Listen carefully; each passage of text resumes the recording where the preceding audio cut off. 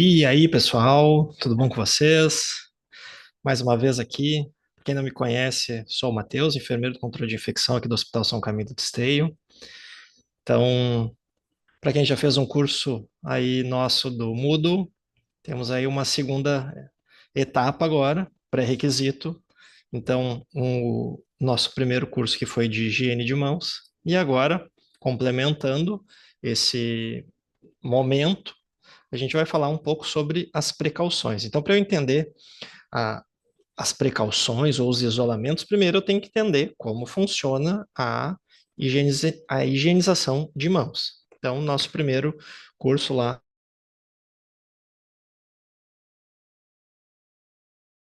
precauções, né? Qual que é a ideia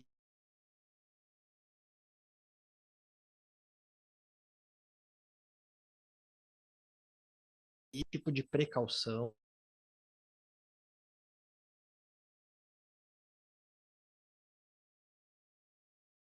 Para um pouquinho mais adiante. Mas qual que é a ideia principal? Eu aplicar as precauções. Primeiro, tem a ver com eu prevenir infecções dentro do serviço hospitalar, ou seja, prevenir, né, a transmissão de micro-organismos de forma direta ou de forma indireta de paciente para paciente. Então, Matheus, como de forma direta e indireta, né? A gente viu isso lá no curso de higiene de mãos. De forma direta é através do próprio contato do paciente com outro paciente, ou de forma direta quando eu uso um profissional como veículo. Então, pode ser de um paciente passando, transmitindo esse microorganismo para outro paciente, ou usando o profissional, nós, como um veículo dessa transmissão. Matheus, então qual seria a forma indireta? A gente viu lá no treinamento de higiene de mãos que a forma direta seria através dos produtos para a saúde, dos PPS, né? Comadre, papagaio, né? Os dispositivos termômetro, esteto, esfigmo, bacia, né? Tudo que a gente usa para aplicar algum procedimento no paciente. E aí eu uso esse mesmo esteto, esse mesmo esfigmo, esse mesmo termômetro, a minha a passagem do microorganismo através desses dispositivos sem fazer a devida desinfecção. Então, isso seria de forma indireta, né? Então, uh, eu tenho que cuidar a transmissão de duas formas, de um paciente para o outro, ou usando alguma coisa como veículo, no caso, pode ser através de nós profissionais. E isso aí tem muita relação com a segurança do paciente e também tem com a segurança do profissional, né? Porque o que pode acontecer? Vamos lá, vamos pensar. Se eu estou tendo contato direto com um paciente, eu pego esse microorganismo e eu trago ele para mim. E aí eu posso me contaminar com esse microorganismo, eu posso levar para minha casa, contaminar os meus filhos, contaminar os meus pais, meus avós, meus irmãos, que não tem nada a ver com a escolha que eu fiz de trabalhar num ambiente como é o ambiente hospitalar, que tem a presença desses microorganismos, né? Então, segurança para os pacientes, segurança para nós também, os profissionais. Depois vai ficar mais claro que a gente vai falar em algumas precauções que não tem nada a ver com um microorganismo específico. Isso vai ficar mais claro um pouquinho mais adiante. São precauções que a gente vai tomar todos os dias durante as nossas atividades laborais, nossa atividade profissional, né? Então, a ideia é essa: impedir ou prevenir a transmissão dos microorganismos de forma direta ou indireta para outros pacientes e para nós profissionais também. Então, primeiro passo. Primeiro e mais importante vai ser sempre pré-requisito de qualquer coisa, de qualquer tipo de prevenção, de qualquer tipo de precaução, é a higiene de mãos. Por isso que eu falei que a higiene de mãos, ela é um pré-requisito para a gente entender esse treinamento de precauções. Então, lembrando rapidamente que não é essa a ideia hoje, a gente já tem um outro treinamento sobre isso. A higiene de mãos ela é feita de duas formas, ou com água e sabonete, ou com solução alcoólica em gel ou em espuma. Água e sabonete. Vamos lá. De 40 a 60 segundos. esfregando de forma intensa, eu preciso estar parado na frente de uma pia, eu preciso ter acesso à água corrente, a esgoto, sabonete. Mateus, preciso lavar as mãos? Precisa, em 3 situações específicas. Se eu tiver contato com secreção de paciente, eu sou obrigado a lavar as mãos, eu não posso substituir por outra coisa.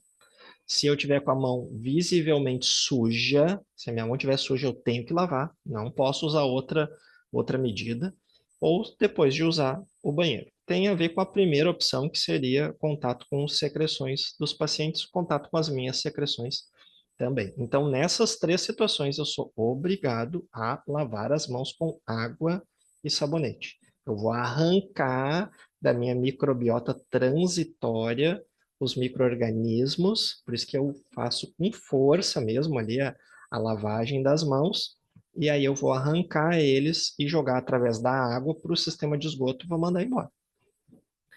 A solução alcoólica em gel é uma opção também, porque ela facilita muito na hora que eu estou prestando assistência, né? Por que que ela facilita muito? Porque a gente falou também nos 5 momentos, lá no outro treinamento sobre higiene de mãos, que quando eu passo de um momento para outro, eu preciso fazer higiene de mãos. Então, antes de tocar no paciente, eu preciso fazer higiene de mãos. Lavei com água e sabonete, de 40 a 60 segundos. Ok? Só que se eu toquei no meu paciente e eu vou passar para o momento 2 ali, ó, antes de realizar um procedimento limpo ou asséptico, ou seja, toquei no meu paciente, eu vou administrar uma medicação endovenosa. É um procedimento asséptico. Então, imediatamente antes desse momento, eu preciso higienizar as mãos. Se eu tiver que sair dali e ir até uma pia, ficar de 40 a 60 segundos na frente da pia, parado, isso atrapalha muito a, a dinâmica da assistência. Então, o que que eu tenho como alternativa? O uso do álcool gel ou da solução alcoólica em gel ou em espuma. Por quê? Porque eu diminuo esse tempo, não é de 40 a 60 segundos, é de 20 a 30. Eu vou precisar fazer a fricção com força ali, porque ela vai matar os micro-organismos, né? Ela vai romper a barreira dos micro-organismos e vai matar eles, diferente da água e sabonete que arranca da minha mão. E eu vou, inclusive, fazer esse procedimento e ele vai, além de matar esses micro-organismos na minha microbiota transitória, ele também age um pouquinho mais fundo na microbiota residente. Então, o álcool gel entra como uma solução ótima porque ele é mais rápido, eu posso fazer a beira-leito ali no ponto de assistência, já onde eu estou prestando assistência para o meu paciente. Então, facilita muito para quem está ali naquele momento com o paciente realizando o procedimento. Quando que eu não posso usar álcool gel? Naquelas 3 situações que a gente falou antes, que são situações que eu preciso obrigatoriamente lavar as mãos com água e sabonete. Todas as outras vezes, posso usar álcool gel. Ah, Matheus, quantas vezes? Até a tua mão ficar com resíduo ou visivelmente suja, que é a critério para eu lavar as mãos com água e sabonete.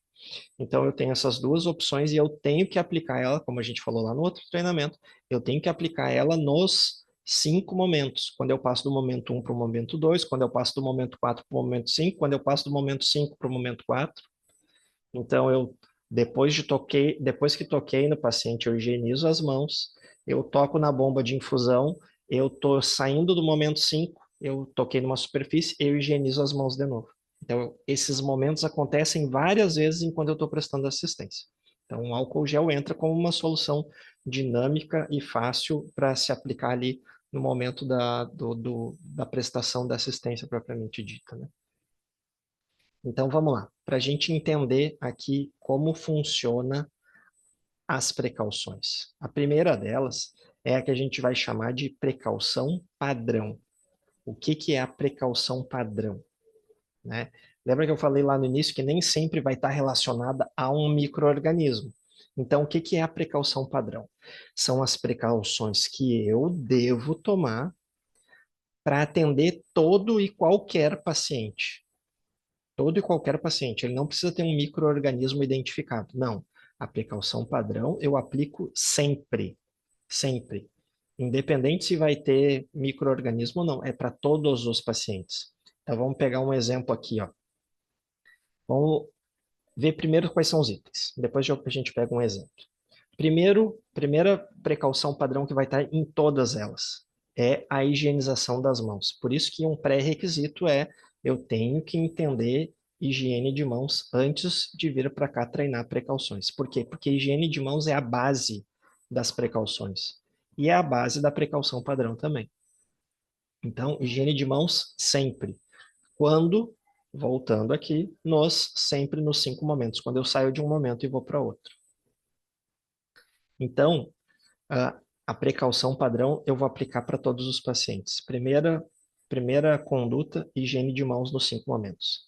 Segunda conduta, o uso de luva e avental nos procedimentos em que eu preciso usar luva e avental. Quer ver? A precaução padrão a gente muitas vezes aplica, mas sem entender que a gente está aplicando. Ela chega a ser automática. Quer ver? Ó, eu vou fazer uma punção venosa. Qual é a primeira coisa que eu faço como precaução padrão? E a gente nem se liga. Eu higienizo as mãos e eu calço luva. Isso é precaução padrão. Eu estou usando a luva como um EPI, um equipamento de proteção individual. Essa é a minha precaução padrão. Ah, mas por que que eu uso luva? Bom, a gente tem contato com secreção do paciente, a gente tem contato com sangue, então a luva é um EPI que eu uso como precaução padrão, eu uso para todos os pacientes. Não é só para aqueles que têm um germe multiresistente, uma bactéria, um fungo. Não, eu uso para todos os pacientes. Então a luva é a precaução padrão que eu aplico na hora que eu vou fazer uma punção venosa. Que outra precaução padrão eu devo aplicar quando eu vou fazer uma punção venosa? Olha aí, ó, óculos e máscara. Por quê? Porque tem o risco de a ejeção do sangue, né? Isso pega no olho, isso pega dentro da minha boca, né? Então, são precauções que eu vou aplicar para todos os pacientes, porque eu estou me protegendo. Consequentemente, vou acabar protegendo o paciente também, né? Outra coisa, o uso do avental. Eu vou usar sempre avental? Não, mas tu vai usar o avental quando for necessário. Vamos pensar quando que seria necessário usar o avental numa precaução padrão. Se daqui a pouco eu for tocar no paciente durante o banho, eu preciso proteger a minha roupa, né? Se eu tiver debruçado sobre o paciente, estiver fazendo uma troca de fralda, isso tem riscos de eu contaminar minha roupa. Então, nesse caso, eu vou aplicar o uso da precaução padrão de usar o avental. No caso do banho, pode ser o avental impermeável, né?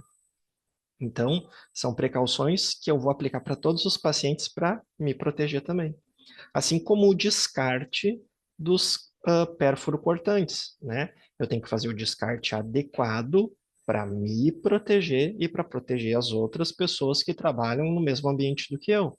Imagina eu fazendo o descarte de uma agulha que está contaminada, eu usei para fazer a punção no meu paciente lá e eu descarto num lixo inadequado, num lixo reciclável, né? O meu colega da hotelaria que vai chegar para recolher esse material pode sofrer um acidente. Então, o descarte, eu estou correndo o risco de transmitir um micro-organismo, uma bactéria, um fungo, uma doença infecto-contagiosa através daquela agulha porque eu fiz um descarte inadequado. Então, o descarte adequado também faz parte das precauções padrão, das precauções padrões. Porque quando eu for transportar essa caixa, eu vou fazer da forma adequada, eu vou transportar ela fechada, lacrada com data, com assinatura, longe do corpo, por quê? Porque eu sei, essa é a precaução que eu estou aplicando no transporte desse material. Eu sei que tem um risco de contaminação, tem um risco de laboral ali em que eu estou me colocando, né? Então eu aplico a precaução de manter a caixa longe, né? Então bem identificada, fechada. Então isso é o uso da precaução padrão, é aquelas que eu vou usar para todos os pacientes, né? Vou fazer uma aspiração de vias aéreas. Qual é a precaução padrão? Vamos pensar. Todo paciente que eu for aspirar, primeiro eu vou ter contato com secreções. Lá no treinamento de higiene de mãos, a gente viu que é indicativo de eu usar a luva de procedimento. Então, vou usar a luva de procedimento. Essa é a primeira precaução padrão. Se eu estou fazendo uma aspiração de um paciente, não tem risco de projetar ali saliva, secreção no meu rosto, no meu olho. Então, qual é a precaução que eu tenho que usar sempre também? máscara e óculos de proteção. Então, são medidas, precauções, que eu aplico para todos os pacientes, a depender do procedimento que eu for realizar. Isso não quer dizer que necessariamente eu tenho que andar pelos corredores de avental, máscara e óculos de proteção. Não, eu vou aplicar ele sempre que for necessário, compatível com o procedimento que eu vou realizar. Essa é a precaução padrão. Aplico para todos os pacientes, independente da patologia, independente do diagnóstico que for. Vou aplicar para todos eles, certo? Uma coisa que a gente tem que entender a diferença entre colonização e infecção. Quando a gente fala de micro-organismos ou de bactérias, logo a gente fica desesperado pensando, meu Deus, eu estou em contato com uma bactéria, eu estou em contato com um micro-organismo. Gente, todos nós temos micro-organismos na nossa pele, no nosso braço, na nossa via aérea, na nossa boca, um lugar super contaminado, no nosso períneo, nos nossos pés. A gente tem micro-organismos e bactérias em todos os lugares. Então, qual que é a diferença entre colonização e infecção? Isso é importante eu saber. Primeiro, nós não somos seres estéreis, né? A gente está colonizado. Nós temos bactérias e micro-organismos pelo nosso corpo inteiro. No nosso intestino, no nosso estômago, a gente tem bactérias que são inclusive benéficas. Elas precisam estar ali para o nosso corpo funcionar, né? Para manter a nossa fisiologia. Então, eu estar colonizado significa que eu tenho micro-organismos no meu corpo, mas que eles não me fazem mal. Então, colonização, eu não tenho uma doença associada. Ou seja, eu tenho micro-organismos, eu tenho bactérias, mas eu não desenvolvo uma doença por isso. O importante eu saber é que eu estando colonizado, se eu tenho uma bactéria aqui na minha mão, mas ela não está me causando doença, a partir do momento que eu toco em alguma coisa, que eu toco nessa câmera, que eu toco num telefone, que eu toco numa caixa, eu estou transmitindo aquele micro-organismo. Também eu estou disseminando ele, mesmo que ele não esteja me causando uma doença, ou uma infecção, que é o que a gente vai ver agora. Então, eu dissemino ele, mas ele não está me causando uma doença. Mas ele pode causar uma doença para outras pessoas, que é quando eu tenho a definição de infecção. Infecção é o quê? É quando eu tenho esse germe, esse micro-organismo, essa bactéria, ela se multiplica e ela me provoca uma doença. Ela causa uma alteração na minha fisiologia, ela causa uma resposta do meu sistema imunológico e aí sim eu tenho uma clínica de doença. Eu vou apresentar febre, eu vou ter taquicardia, eu vou ter taquipneia, eu vou ter várias alterações fisiológicas que vão ser, na verdade, patológicas. Eu vou ter uma doença. Então, colonização, eu tenho os micro-organismos, eles não me fazem mal.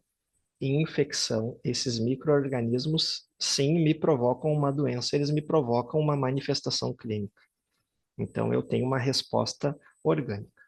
Isso tem que ficar bem claro. Continuando. É muito comum a gente falar o seguinte: ah, eu tenho um paciente que está em isolamento de contato, ou está um paciente em precauções por contato. O que que significa quando eu tenho um paciente em precaução por contato ou em isolamento por contato, né? Significa que esse micro-organismo que está causando essa infecção ou essa colonização, ele é transmitido através do contato. Então, quando eu tenho paciente em isolamento de contato, significa que tudo que eu vou ter contato é passível de disseminação ou de transmissão desse micro-organismo ou dessa patologia ou dessa doença. Então, o que que eu tenho que fazer? Eu tenho que diminuir o contato. Eu tenho que tomar atitudes que diminuam o meu contato. Mateus, o meu contato com o quê? Com tudo que o paciente tem contato.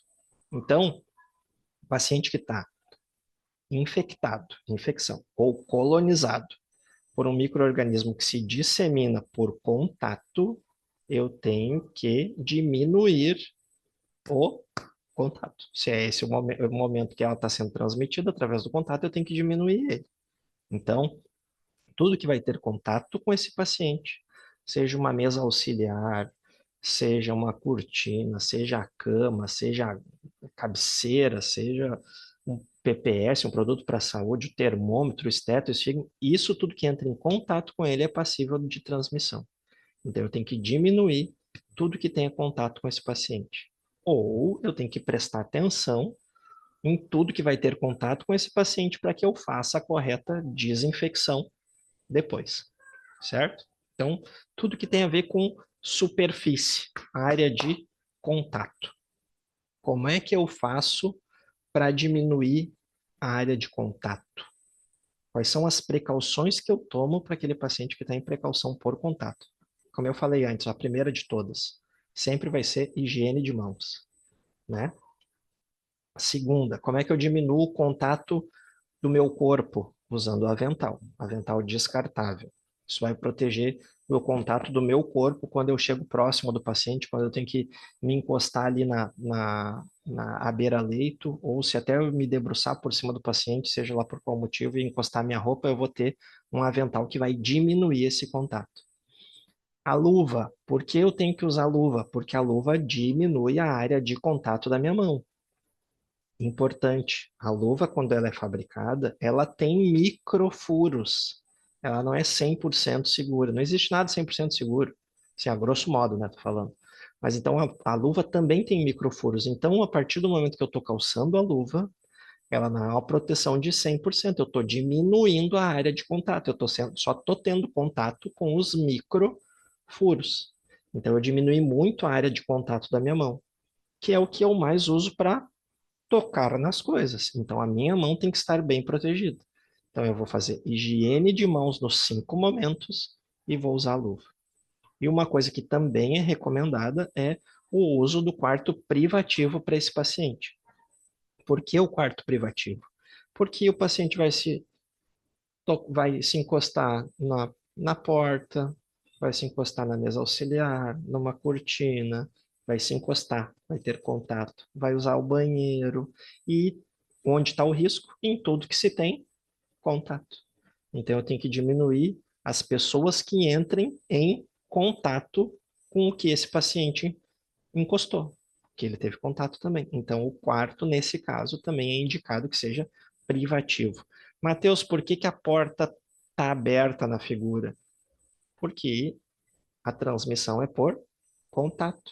Então, a porta estar fechada ou estar aberta é indiferente. Então, não há a necessidade de se manter a porta fechada. Precaução de contato, a porta pode ficar aberta, porque as coisas não vão vir, esse micro-organismo não vai vir voando. Não, ele é através do contato, só alguém carregando ele. Se eu encostar em alguma coisa e levar para outro lugar. Só assim. Vamos ver aqui o que que a gente tem hoje que é transmitido através do contato, né? Ali, ó, que mais aparece para nós? Germes multiresistentes ou bactérias multiresistentes, né? Então, aquelas superbactérias, a gente vai ver depois os nomes delas e os mecanismos de resistência, né? Mas, a grosso modo, vamos falar aí. Ah, e o paciente tem um KPC, é um germe multiresistente, tem um perfil de resistência um pouquinho diferente, mais complicado de se tratar. Então, é o que mais a gente vai ter disseminado são germes multiresistentes, né? Ou germes de importância epidemiológica, como a gente costuma chamar, né? Seja ele colonizado ou infectado. Esteja ele fazendo mal para o paciente ou não. Então, germes multiresistentes sempre vão gerar uma precaução por contato. Se o paciente tiver uma suspeita de Clostridium difficile, pode ser também através do contato. É uma doença diarreica, né? Ou um clostridioide, né? A gente também aplica precauções de contato. né? Conjuntivite, escabiose, pediculose, herpes simples se for neonatal, uma rubéola congênita, ah, herpes zoster e varicela, a gente vai associar depois também uma precaução respiratória, dependendo de como for.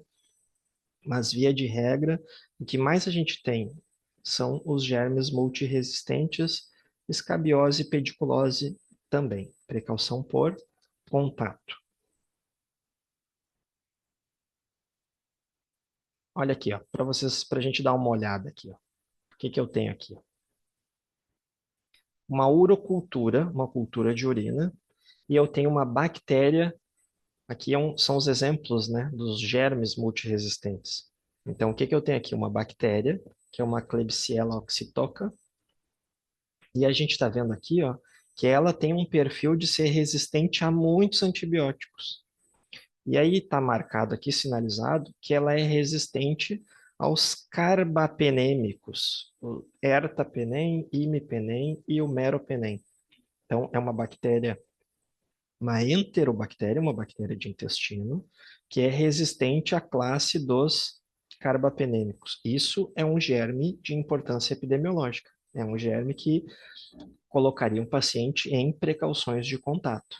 Então, o perfil de resistência dele ser uma bactéria de intestino, uma enterobactéria, resistente a esses três ou a um desses três antibióticos que são os carbapenêmicos. Então, aqui a gente tem uma enterobactéria resistente a carbapenêmicos. E ainda assim, aqui embaixo a gente tem, ó, mecanismo de resistência.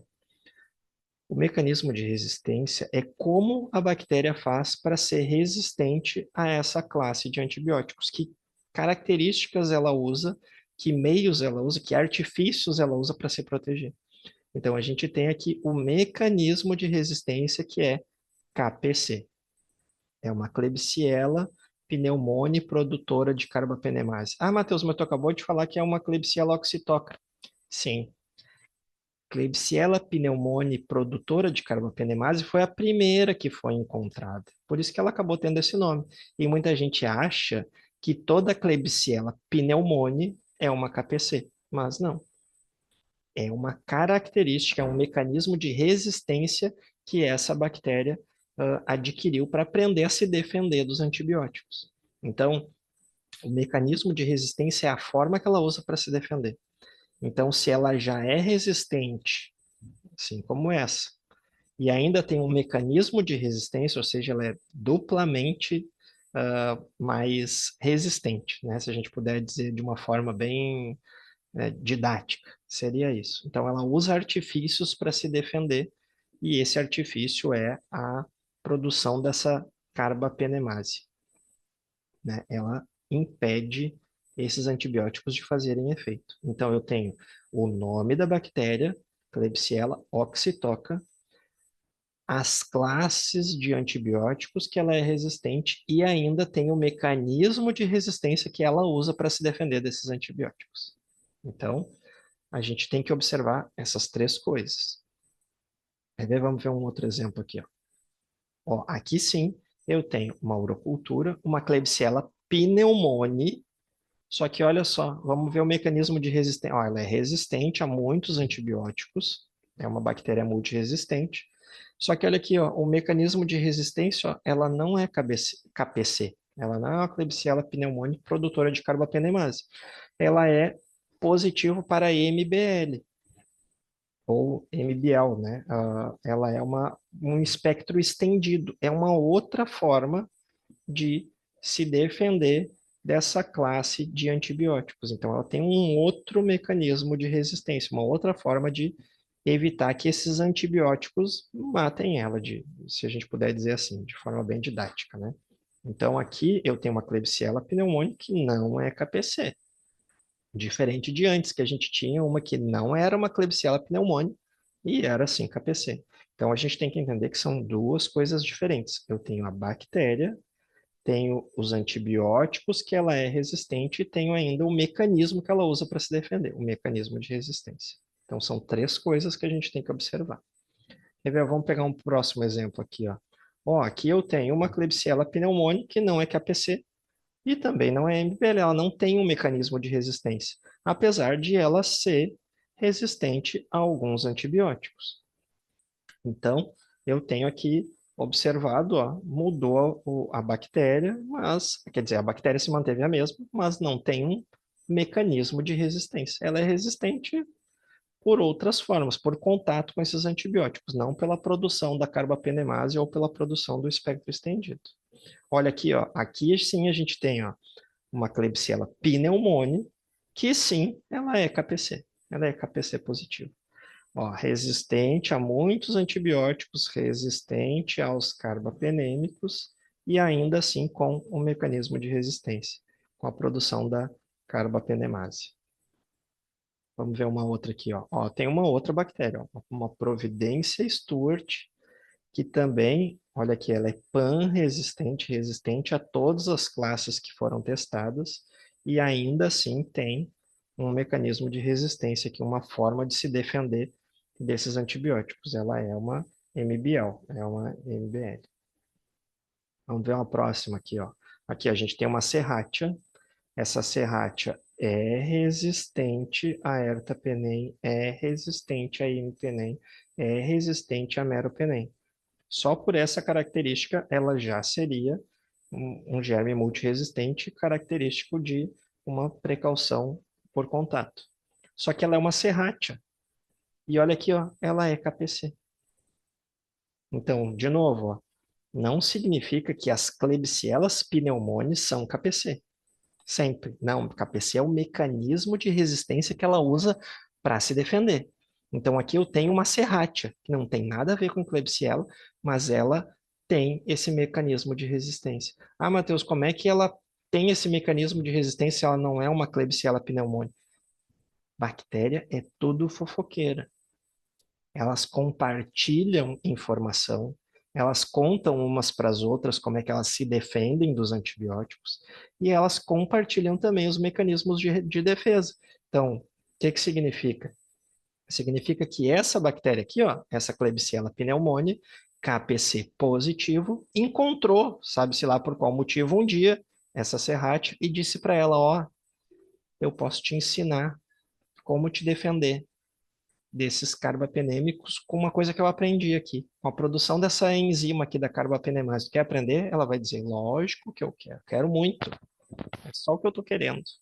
E aí ela diz, então tá, então eu vou te contar. E aí elas trocam essas informações.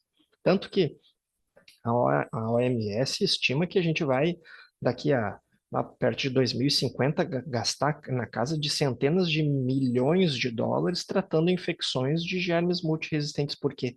Porque essa comunicação entre eles existe. E isso vai piorando cada vez mais a questão de tratamento e melhorando a vida dessas bactérias. Elas vão se tornando super resistentes, vão se tornando verdadeiros monstros, né? Então, por isso que é tão importante a questão da precaução padrão. Ela talvez seja a precaução mais importante que a gente tem. Por quê? Porque essa urocultura aqui, com esse germe multiresistente, com essa Serratia KPC positivo, ela leva de 3 a 5 dias para sair o resultado. Até lá, eu não sei se esse meu paciente tem um germe multiresistente ou não. Então, o que que eu faço? Aí muita gente vem e diz assim, Matheus, depois que eu me abracei e beijei o paciente, vocês me dizem que ele é isolamento. Primeiro ponto, eu não devo abraçar e beijar os pacientes, isso é a primeira coisa. Eu sei que isso é uma brincadeira que a gente usa. Mas, se eu aplicar precaução padrão para todos eles, se eu fizer a higiene de mãos nos 5 momentos, se eu tiver que usar, se eu usar a luva sempre que necessário, se eu usar o avental sempre que eu tiver contato com o meu corpo com o paciente, já é um grande passo. Eu já estou evitando muito a disseminação desse micro-organismo. Então, a aplicação correta da precaução padrão impede muito a disseminação desses germes. Lógico, depois que a precaução está estabelecida, né, a gente consegue ter um controle e um acompanhamento muito maior. Mas a precaução padrão já faz grande parte desse trabalho. Muito da precaução padrão está descrita já na precaução por contato, por exemplo. E vai estar descrita nas outras precauções também. Então, isso é um ponto muito importante. A precaução mais importante que nós temos é a precaução padrão. É a aplicação daqueles cuidados em todos os pacientes que eu tenho na prestação do cuidado, ali na prestação da assistência. Continuando, as precauções por gotículas ou precauções respiratórias, né? A gente vai ter as precauções respiratórias divididas em duas. Vai ser as precauções por gotículas e as precauções por aerossóis. Começando pelas gotículas, então. Como é que se dá a transmissão através das gotículas? As gotículas é aquela saliva que a gente expele pela boca ou pelo nariz, que são partículas grandes, são partículas maiores. A gente diz que elas têm mais do que 5 microns, ou 5 micra, e são partículas mais pesadas.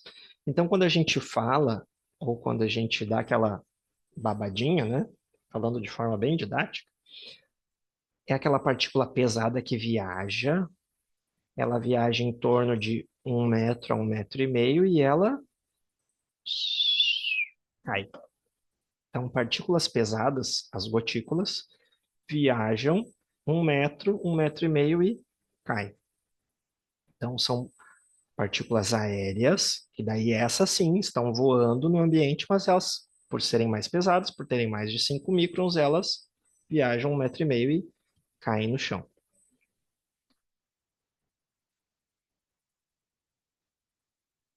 Quais são os micro-organismos ou quais são as doenças, as patologias que são transmitidas através de gotículas? Vamos lá, importante.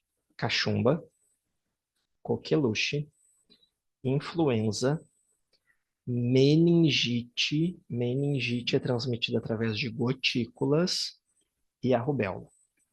Então, essas são as principais, as mais conhecidas, patologias, doenças transmitidas através das gotículas. Então, cachumba, coqueluche, influenza, meningite e rubéola. Como eu me protejo? Como eu me protejo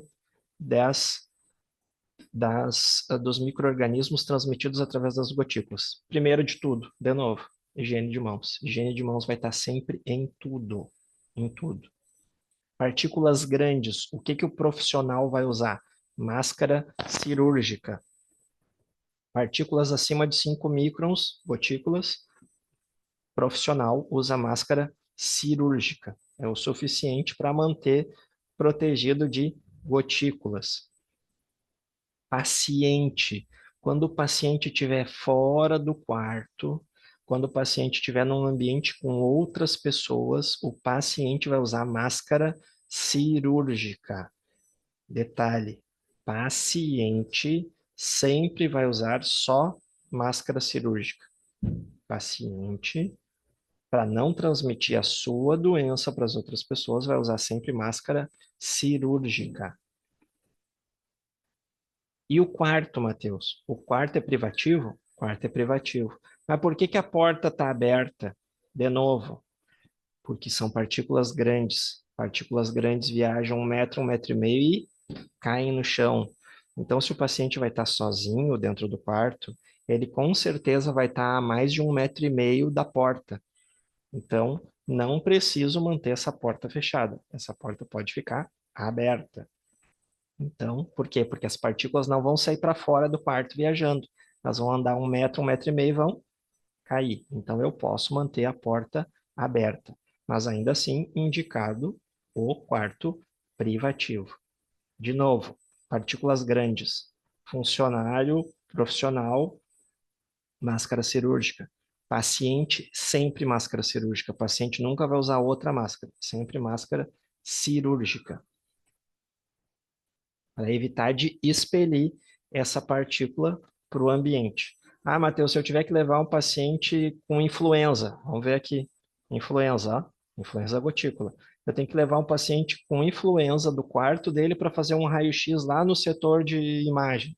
O paciente vai usar uma máscara cirúrgica para evitar de contaminar os corredores e as pessoas que também podem estar circulando ou no setor de imagem, lá no raio-x. Então, o paciente vai estar de máscara cirúrgica também. E eu, Matheus, vou usar o que como profissional? Máscara cirúrgica. São partículas grandes, máscara cirúrgica. Ah, mas e se for outra precaução respiratória? Se for aerossóis? Vamos lá. Os aerossóis são partículas bem pequenininhas. São partículas que têm menos de 5 microns ou 5 micra.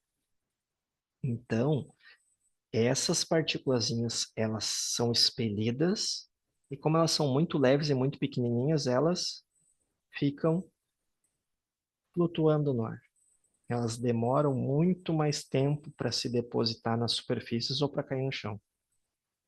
Então, nos aerossóis, a gente tem uma partícula pequenininha que essa sim viaja. Sai pelos corredores e vai longe. Se tiver vento, se tiver alguma coisa que impulsione ela, então ela vai ficar no ar por um bom tempo. Então, aqui eu tenho que ter um cuidado muito maior com pacientes que estão em precaução por patologias que são transmitidas através de aerossóis. Eu vou ter que ter cuidado que essas partículas vão ficar no ar e vão ficar muito mais tempo e vão viajar muito mais longe. Então, aqui eu tenho que ter muito mais cuidado, eu tenho que ter, se possível, filtro de ar, filtrando o ambiente, porque aqui as partículas são viajandonas, elas estão viajando por tudo. Onde o vento levar, elas estão indo. Então, elas se depositam em todo o ambiente. Então, eu tenho que ter um cuidado muito maior. Quais são os cuidados? Vamos lá. Primeiro de todos, de novo, higiene de mãos. Sempre higiene de mãos. Segundo, o profissional agora vai se proteger usando uma máscara muito mais tecnológica. O profissional vai usar ou N95 ou uma PFF2, tem a mesma característica da N95. O profissional vai usar a famosa bico de pato. O paciente, como eu falei antes, o paciente nunca vai usar máscara bico de pato ou N95 ou PFF2. Máscara cirúrgica. A máscara cirúrgica é suficiente para impedir que o aerossol saia do paciente. E aqui, o quarto sim, privativo de porta fechada. Por que a porta tem que ficar fechada? Porque eu falei, partícula pequenininha vai ficar flutuando no ar, vai sair porta fora, vai ir para o posto de enfermagem, vai para outros quartos, para o corredor, vai descer o elevador, subir a escada, né? Tô viajando, mas sim. Então a gente tem que cuidar o quê? São partículas menores que ficam flutuando no ar muito mais tempo, demoram para se depositar nas superfícies. Então aqui eu vou ter que deixar a porta fechada para evitar a contaminação dos outros pacientes do restante do ambiente. Vai ficar a contaminação só dentro do quarto privativo. Se o paciente tiver, chegou no hospital na emergência com uma doença que é transmitida através dos aerossóis. Eu não tenho ali, não deu tempo de ver um quarto privativo para ele. A gente tenta o mais rápido possível. Enquanto isso, o paciente usa máscara cirúrgica. Suspeitou que o paciente tem uma doença respiratória transmitida através de aerossóis ou gotículas, vai botar máscara cirúrgica no paciente. Por isso que eu disse, paciente é sempre máscara cirúrgica. Profissional, pode ser que use uma bico de pato, a N95, se for uma precaução por aerossóis. Se for por gotículas, aí a máscara cirúrgica para o profissional é o suficiente. Mas, de novo, profissional pode usar N95 ou cirúrgica. Paciente, sempre máscara cirúrgica. Ah, Matheus, mesma coisa quando eu for levar ele para um exame? Mesma coisa. Tu vai levar um paciente que está em precaução por aerossóis. Tu vai entrar no quarto, vai abrir a porta, tu já vai estar de máscara N95. E aí, quando tu for retirar o paciente do quarto e tu for sair, ele tem que estar de máscara cirúrgica para não contaminar todo o ambiente e tu vai fechar a porta quando sair. Ah, Matheus, quais são as doenças que são transmitidas através de aerossóis? Sarampo, a tuberculose, seja ela laríngea ou pulmonar, e aí a gente tem os exames de BAR para verificar se esse paciente tem bacilífero, está transmitindo ainda tem bacilos da tuberculose no pulmão ou na laringe. ou a herpes zoster, que a gente falou lá nas primeiras precauções de contato, eu disse que podia aparecer mais uma coisinha, né? Tá aqui, ó, a herpes zoster, ela é uma precaução por contato, mas enquanto as lesões não estiverem cicatrizadas, não estiverem em crostas ainda, ela pode formar aerossol pela lesão. Então, nesse caso, o paciente vai ter que se manter em precaução por contato e aerossol, as duas coisas. Então, essas aqui, o principal que mais aparece nas instituições de saúde é a tuberculose, né? Então, a tuberculose, o paciente com tuberculose chegou para atendimento, máscara cirúrgica nele, primeira coisa. Depois, o quanto antes a gente vai conseguir um quarto privativo, vai manter a porta fechada, e toda vez que o profissional entrar, eu vou ter que fazer higiene de mãos, reforçar a higiene de mãos, e usar a máscara N95 ou a PFF2, famosa bico de pato.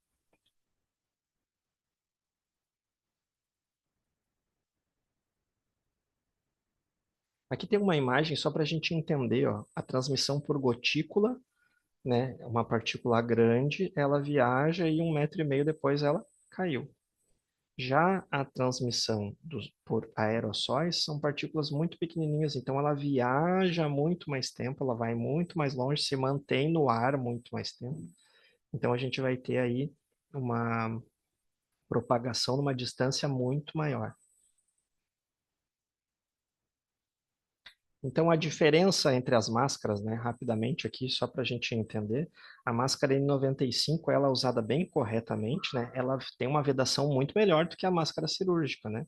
Então, ela não protege só os outros do que eu tenho, mas também me protege de partículas contaminadas. É por isso que a gente usa a N95 para atender aquele paciente que tem tuberculose, né? A gente viu ali como exemplo. Então, ela filtra aí 95% das partículas pequenas, né? Então, é a mais eficiente e mais segura. Matheus, se eu estou, né, com medo, eu recebo muitos pacientes, eu trabalho na porta de entrada do hospital, não sei se é tuberculose, se é a influenza, não sei se é gotícula, se é aerossol, qual máscara eu uso como profissional? Como profissional, a mais indicada daí nesse caso seria a N95, né? É a que tem maior capacidade de fazer a filtragem. A máscara cirúrgica, ela consegue filtrar gotícula, por isso que a gente usa ela para atender aqueles pacientes com precaução por gotículas, né? O paciente que está ali com influenza, ela tem capacidade de filtrar essas partículas mais pesadas. Mas partículas menores não. Então, eu vou usar a máscara cirúrgica para atender aquele paciente com precaução por gotícula. Por quê? Porque ela é um pouco menos eficiente, mas ainda assim muito eficiente contra essas gotículas, contra as partículas maiores. Contra partículas pequenas, não. Uma coisa importante para a gente entender, a questão da paramentação, né? Ah, Matheus, a gente foi fazer atendimento a um paciente e ele estava em precaução por contato. Vamos lá? Como é que a gente faz para entrar nesse quarto? Então, primeira coisa, vou entrar no quarto, eu vou fazer a higiene de mãos. Higiene de mãos com água e sabonete ou com álcool gel, depende da indicação do que a gente conversou lá no treinamento passado. Então, antes de entrar no quarto, higienizei as mãos, coloquei o avental, coloquei óculos e o gorro, se necessário, né? Quando eu for sair do quarto, o que que eu tenho que fazer? Ah, eu vou sair do quarto, eu vou higienizar, vou retirar as luvas, eu vou higienizar as mãos, eu vou retirar o meu avental, sem tocar no avental todo, eu vou higienizar as mãos de novo, e aí eu vou retirar os EPIs que estão no meu rosto. E a última coisa, eu vou higienizar as mãos, mais uma vez. Então, olha só, vou retirar a paramentação. Primeira coisa, eu vou tirar as luvas. A minha mão está contaminada. Lembra que tem os microfuros na luva? Então, antes de eu te tocar em qualquer lugar, a minha mão é que tem a maior carga microbiana. Então, eu vou retiro as luvas e eu higienizo as mãos imediatamente, para diminuir essa carga microbiana da minha mão. Aí agora eu tenho que ir para o outro lugar que posso estar sempre do mais contaminado para o menos contaminado, né? Então, eu tirei as luvas e higienizei as mãos. A próxima coisa que pode estar mais contaminada é o meu tronco, né? Que eu me encostei no paciente para fazer um procedimento, então eu vou retirar o avental com as mãos limpas. Eu não vou tocar aqui na frente, que é onde eu encostei no paciente, né? Eu vou desamarrar o meu avental nas costas e eu vou retirar ele de forma que eu contamine o mínimo possível as minhas mãos. Mínimo possível. Mas ainda assim, eu vou contaminar um pouco elas. Então, eu vou retirar o avental com todo o cuidado, assim como a gente faz a retirada das luvas, sem contaminar as mãos. Eu vou retirar o avental e aí eu vou ter contaminado a minha mão de novo. Então, eu preciso higienizar as mãos antes de botar ela no rosto, antes de tirar a máscara, antes de tirar o óculos, antes de tirar tudo. Então, eu vou higienizar as mãos 2 vezes, quando eu tiro a luva e depois que eu tiro o avental. E aí, por último, eu vou tirar óculos de proteção, máscara, e aí eu higienizo as mãos de novo para sair e fazer as minhas outras atividades. Isso é muito importante. A retirada de EPI de forma inadequada nos causa muito mais contaminação, então tem que ter muito cuidado.